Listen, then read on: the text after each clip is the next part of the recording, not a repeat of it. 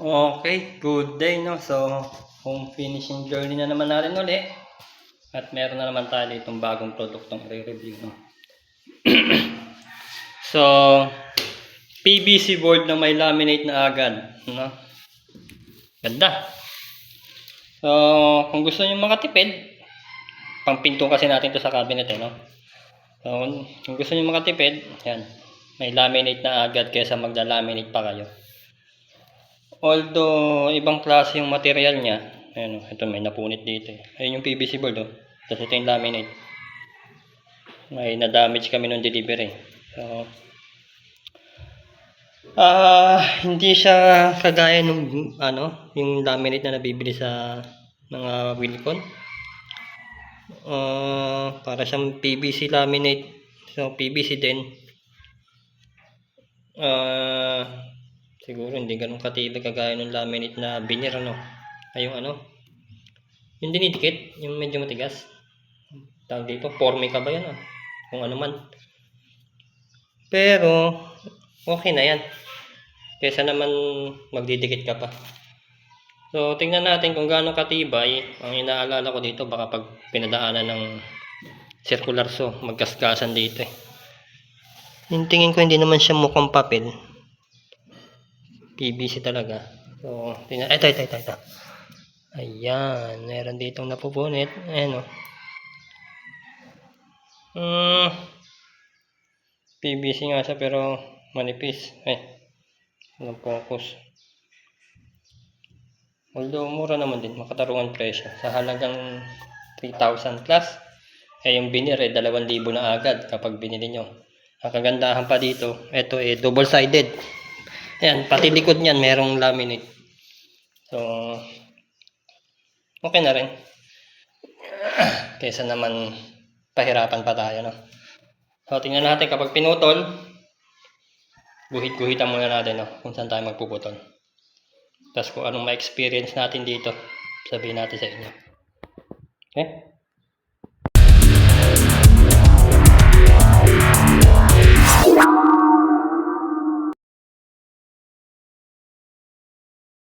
Yung kagandahan daw pala dito kumpara doon sa Formica ba yun? Pag sinirkular sa mo to, hindi siya mabubungi. Kagaya ng prone sa bungi yun, yung Formica. Kasi malutong yun. Ito, PVC. Although manipis yung laminate, dire-diretso ka lang circular. Walang bungi. Pero pag nakakabit na, ingatan na lang din di magasgasan. Baka magkaganito ulit, Pero tingin ko pag nasa loob na ng bahay, tingnan natin kung ano ma-experience natin pag nakakabit na. Okay, paputulin natin. Okay, tingnan natin kung nagasgasan. Ayan, circular. Kaya lang hindi ko lang na video kasi walang tagahawak Ang ginagawa ko kasi, hindi ko na lang masyadong dinidiinan dito kasi kailangan din maging maingat, Although ayan, may mga bakas nga ng pinagasgasan noon. Ito, pinagasgasan na ito nung pinatong ko to. Inurong-urong ko to. May gasgas.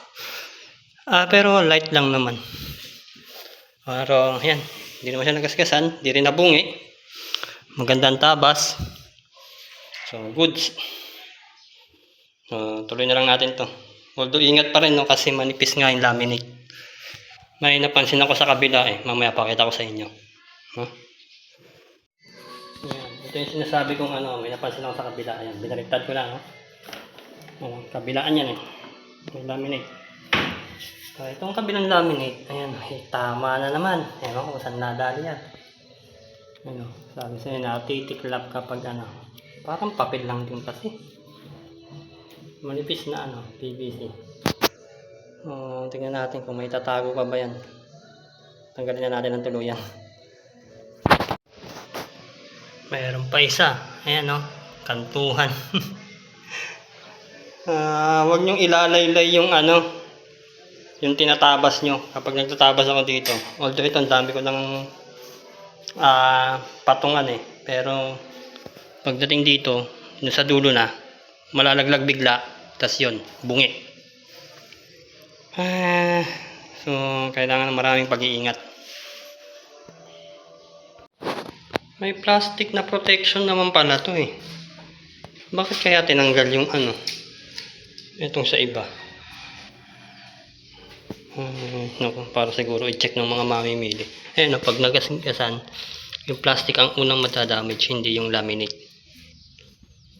Kaya dapat hindi tinanggal yung plastic. Pero, baka yung isa lang. O dapat kapilaan na may plastic. Tinanggal yata talaga. Okay, putulin na. May napansin ako. Ayun, nagputol ako isang mahaba na naman. Ganun kaya. Yung kabilang side, maganda tabas, walang bungi. Etong kabila, may maliliit na, kita ba? May maliliit na bungi. Pero maliit lang naman, walang kaso, kaya na ng liha yan. Pero, hassle pa rin yan eh. Siguro, dali natin sa kabilang side yung ano. Sa pwesto ba ng ano ko? Circular. Pero, ayan, maliit lang naman. Pataanan na lang ng liha. Ayan, dire-diretso. Ba't kaya? Okay, tama na muna siguro to. So, dalawang set muna ng cabinet.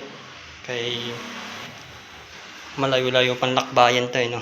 So, hanggang dito lang muna yung video natin. Although may konting bungi.